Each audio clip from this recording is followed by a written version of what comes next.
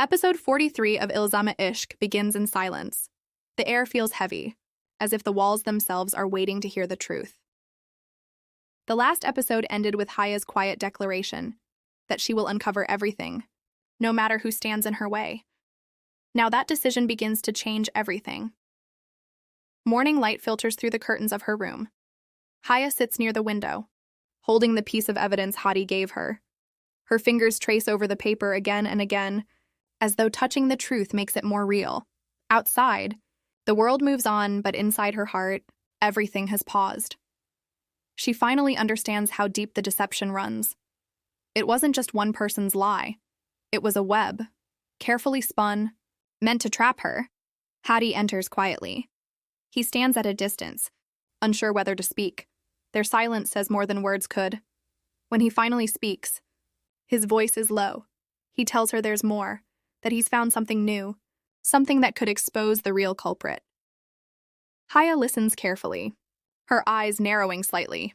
For weeks, she has been controlled by fear and humiliation. Now, she feels something different, power. Together, they leave the house. The streets are quiet, bathed in the soft glow of morning. They walk side by side, not as two people caught in scandal, but as two allies chasing the same truth. For the first time, Hadi is not leading. He is following Haya's determination, their destination. An office belonging to a close family associate, the same person whose name keeps appearing in every hidden document. The moment they enter, the tension thickens. The man sitting behind the desk forces a smile, but his eyes betray unease. Haya places the papers in front of him. She doesn't accuse. She just asks, "Can you explain this?" He stammers, his face pale. Hadi stands behind her, silent but watchful. It is clear that they now hold the upper hand. The confrontation doesn't explode. It simmers. Haya's calm becomes her strength. The man tries to talk his way out, but every sentence digs him deeper. Finally, Hadi slides another file across the desk, the one he discovered the night before. Inside, the evidence connects everything: the false complaint, the missing signatures, and the money transferred secretly to the accuser's account. There is no escape now. The man looks defeated. He lowers his eyes and admits the truth. He had been manipulated too, used by someone within the family who wanted Haya out of the way. The motive wasn't love or revenge. It was inheritance. The land and property that once belonged to Haya's father were being quietly transferred. Removing Haya from the family's honor would make that process easier. When Haya hears this, she doesn't cry. She simply closes her eyes, lets out a breath, and whispers, "It always comes down to greed."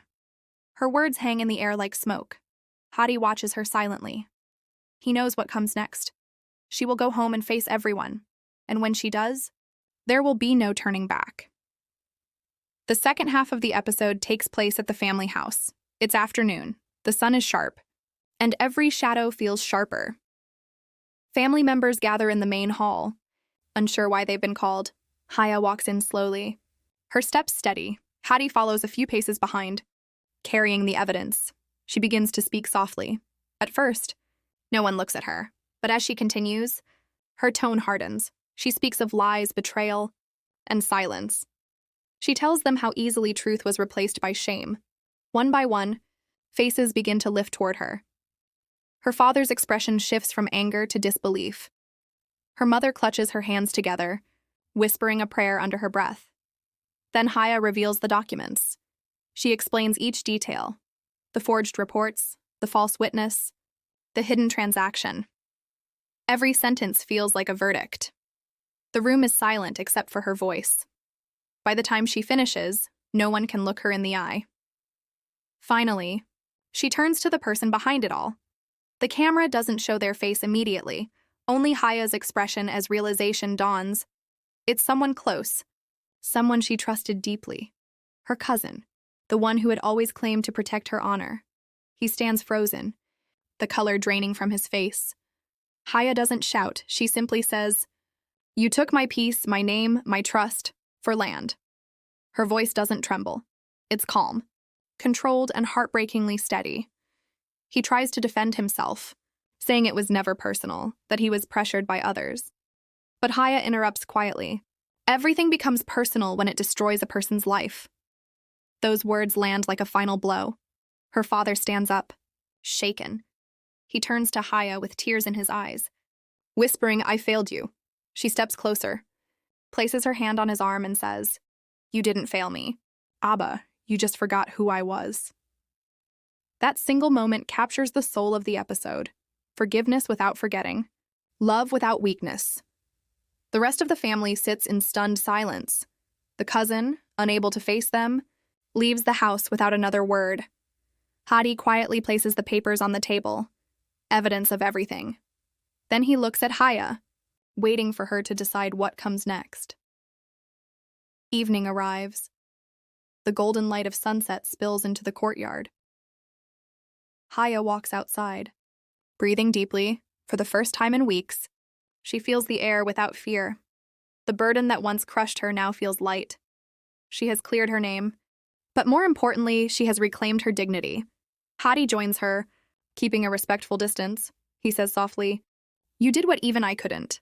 Haya smiles faintly and replies, "You helped me believe I could." There is no confession of love, no dramatic embrace, just mutual respect and quiet understanding. That restraint makes the scene even more powerful. As night falls, the family sits together for dinner, an ordinary act that now feels extraordinary.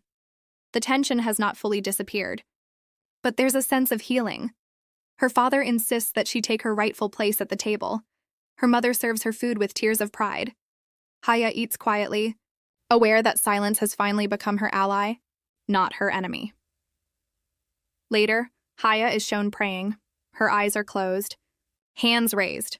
There are no words, only gratitude. In that prayer, she doesn't ask for revenge or compensation. She simply asks for peace. The music swells softly, blending with the faint sound of wind outside. Hadi, standing outside the prayer room, watches her through the half-open door.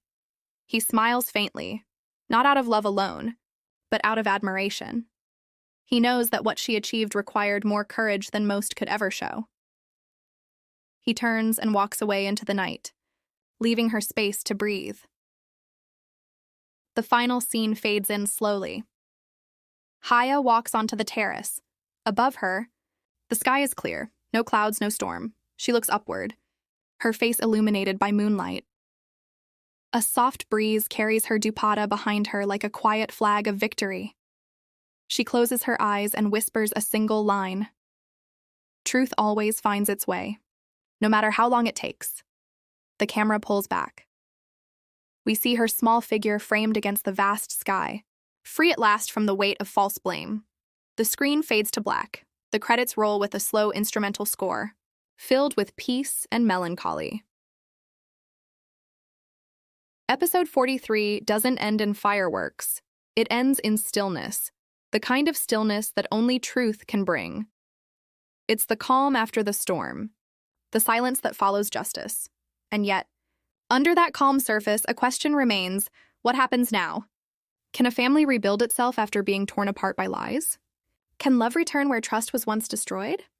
The series leaves us with that thought, because Ilzam Ishq isn't just a story about love, it's about survival, dignity, and the courage to face the world when no one stands beside you. In this episode, Haya becomes the voice of every woman silenced by accusation, every person judged before being heard. Her story becomes a mirror, forcing us to see how easily truth can be buried, and how powerful it is when it finally emerges. As the episode closes, TV's familiar background score plays softly, a sound audiences now associate with closure and hope. And once again, Haya's strength reminds us that redemption doesn't come through revenge. It comes through truth, and the peace that follows it. That is the heart of episode 43, quiet, powerful, and unforgettable.